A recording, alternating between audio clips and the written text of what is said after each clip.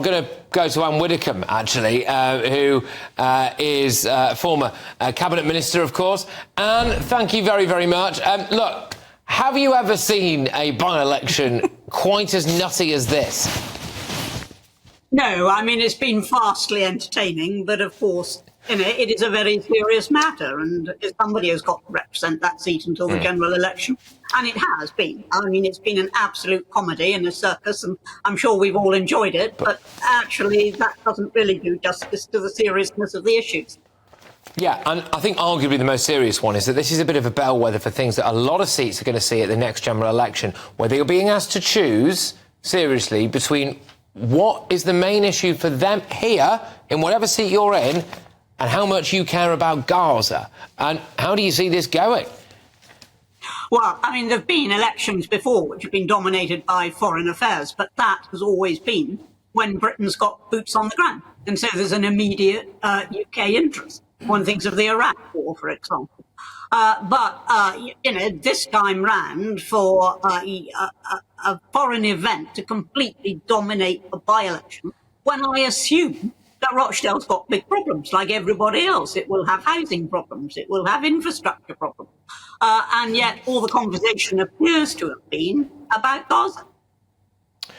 Does this spell disaster for the country, really? I mean, what does this say? You know, we've got an election here, a by-election, completely dominated by a foreign policy issue, a war that we are not involved in, really, and here we are. You know, here we are. This is what's dominating it, and it's whipping up a load of hatred and all of that, and we've got people who clearly, a large chunk of people do not really care that much about what's going on in their own country. They don't feel like it's their own country, do they?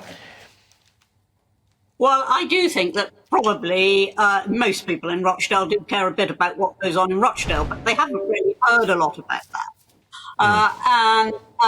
There is a very large interest group there, being led by George Galloway, but there's a very large interest group there that is seriously concerned about what is happening in Gaza, when in fact this election should be about what is happening either in Rochdale or in the UK as a whole, given that by-elections are often bellwethers for how people view the government. And I think we know how they view the government because the candidate went off on holiday. Yeah, and you've led me perfectly on to my next question, which is the Tories lost in Kingswood and Wellingborough 2 weeks ago.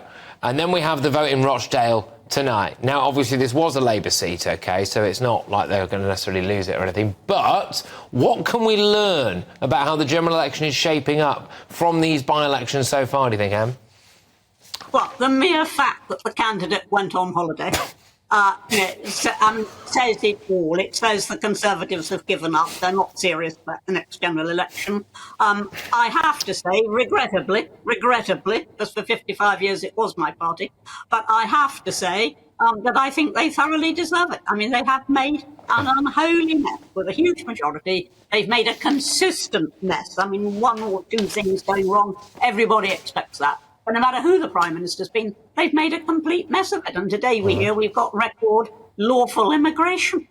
Yeah, well, no, indeed. Well, look, Anne, thank you very, very much for picking through the noise on an incredibly chaotic by-election. Here we are now. That is Anne Widdecombe.